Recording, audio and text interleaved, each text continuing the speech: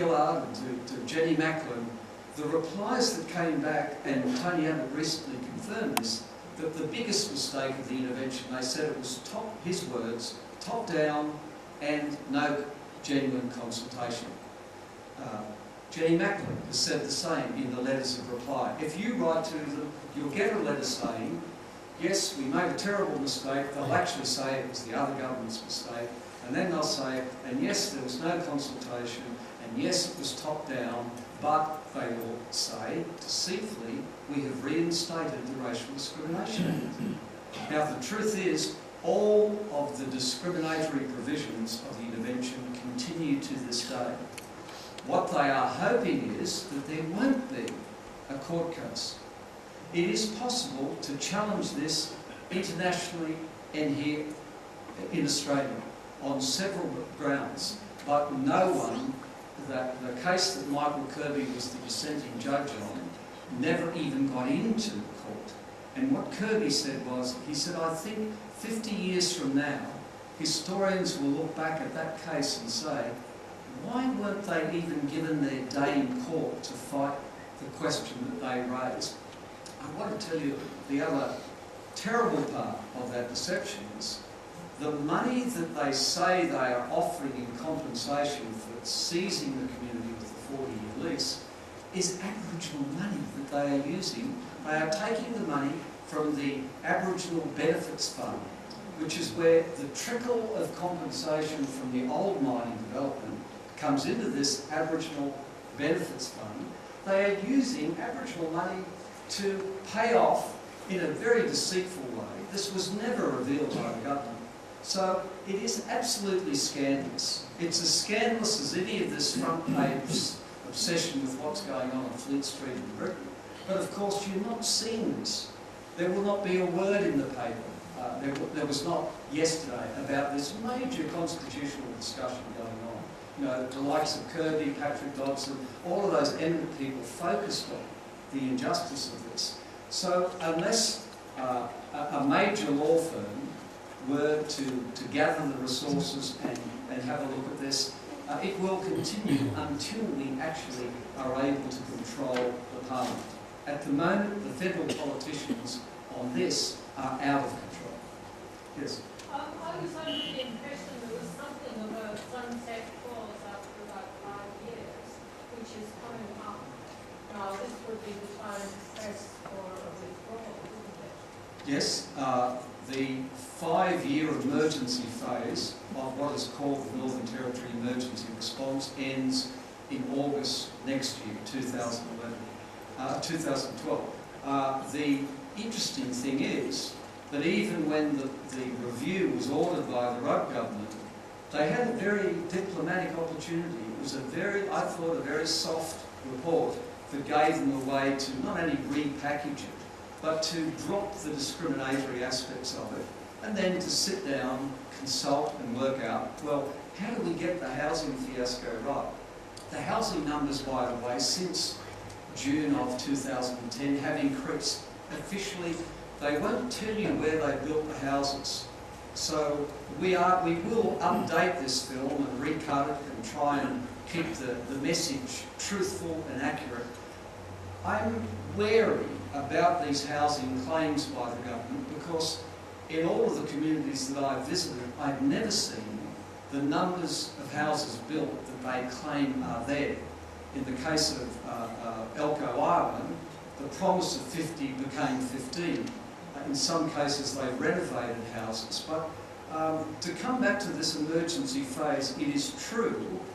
However, that means if we wait in hope that it might end in 5 years, with 1 year to go at the 5-year point, again, to me, that is saying we are prepared to take another year of discrimination.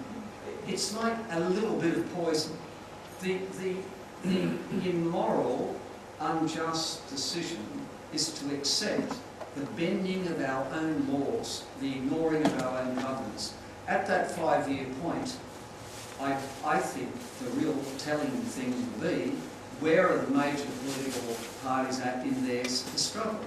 Kevin Rudd signed on to this in opposition because he didn't want to get wedged by the Howard government. He didn't want to be seen to be soft on the Aboriginal communities, and John Howard felt this was going to be part of a re-election strategy in the last gasp of his administration.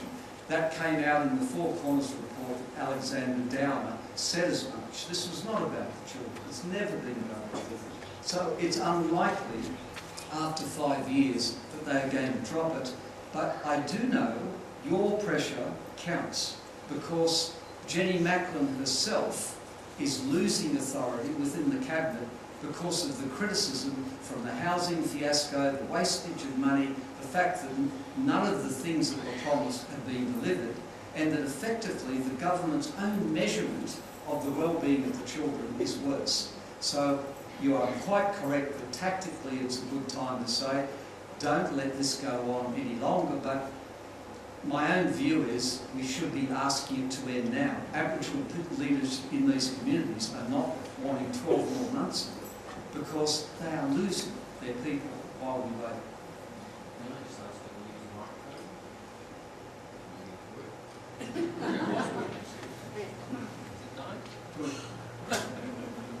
Maybe just If you speak just up. speak up a little bit so that everybody can hear.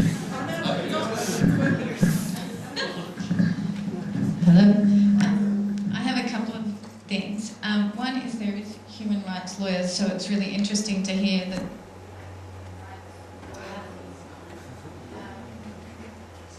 But they're not going to use. And the second thing is, we're watching this now. What is stopping us? Does this need to be a secret force that comes slowly, or as you're saying, as it needs to do this now? How is it, and what is the best way to give this information to everyone as quickly as possible and as widely as possible? You know, I mean, yeah. Well, the first part of your question, it's interesting that this kind of report has not been done by any of the mainstream television programs, including the two that I worked on, Four Corners and 60 Minutes. No one has really gone to the truth on this. Four Corners has done some excellent work on the death of the Aboriginal elder, Mr. Ward, in Western Australia. Liz Jackson's reporting. SBS has done some solid reporting, but no one has gone to the issue of the contravening of the prior informed consent. The fact that the Australian Crimes Commission has completely ridiculed the claim. None of those things have been brought out. So why not?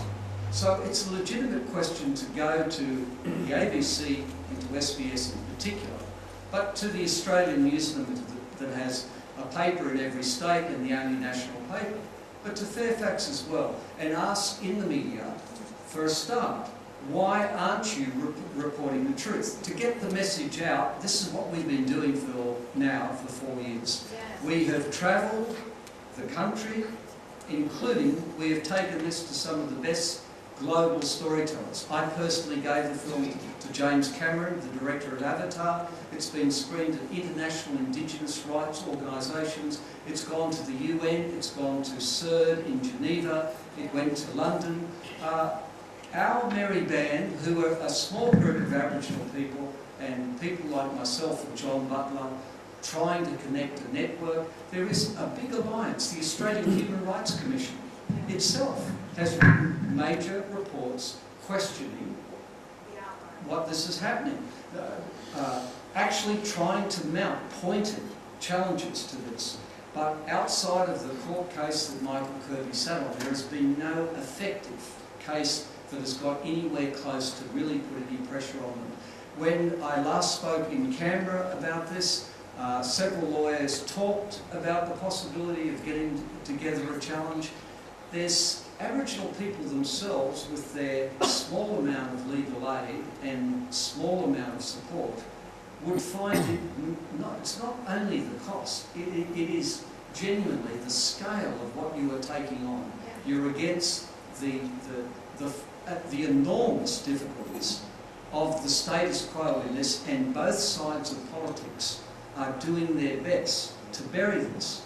So there's not the Greens that you can see that were interviewed in the film are the only political party that has a sharply critical policy of this. So Malcolm Fraser's suggestion was to have something equivalent to like a constitutional assembly gathering. Well, that discussion of how amending the Constitution itself would prevent an intervention, I'm very much involved in. It's why I said you've got to start writing submissions to that expert committee. Yes. So there. Hi, I would just like to tell everybody I have a lot of information material here at the back, some papers about the intervention, including Jeff's letter, which is really a fantastic letter. So if you'd like to take a copy, please feel free to do so. And if I run out of copies, you could leave your name and email address, and I'll be happy to email it to you.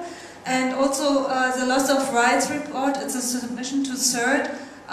Janini Gondara, Jeff had mentioned, went to CERT, and so this is a submission by Concerned Australian, including survey of Aboriginal communities in the Northern Territory. And I would highly recommend everybody, if you can recommend this film, Our Generation, to anybody you can come in contact with.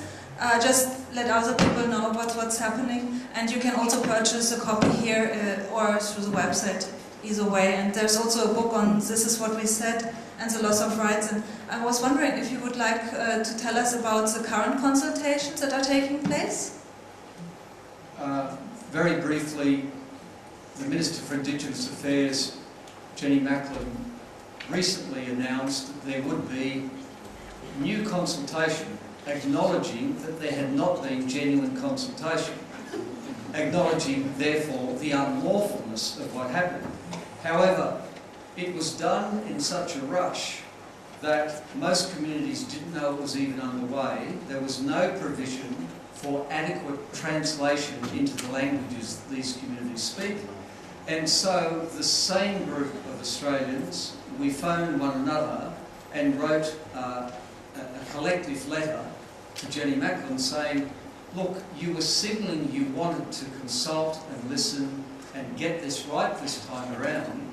You must start to give the communities time to organise. You know what they did? They turned up in Tennant Creek and 3 or 4 people really knew about it. The provision of translators in every case is inadequate. So if you watched Four Corners last night and you watched the mining company negotiation, this is 1,000 times worse. There is no, what they are doing is turning up with a document that is called the discussion paper, and it's like Nigel Scullion saying, I'm sorry, we've done it. They're essentially saying, this is our policy.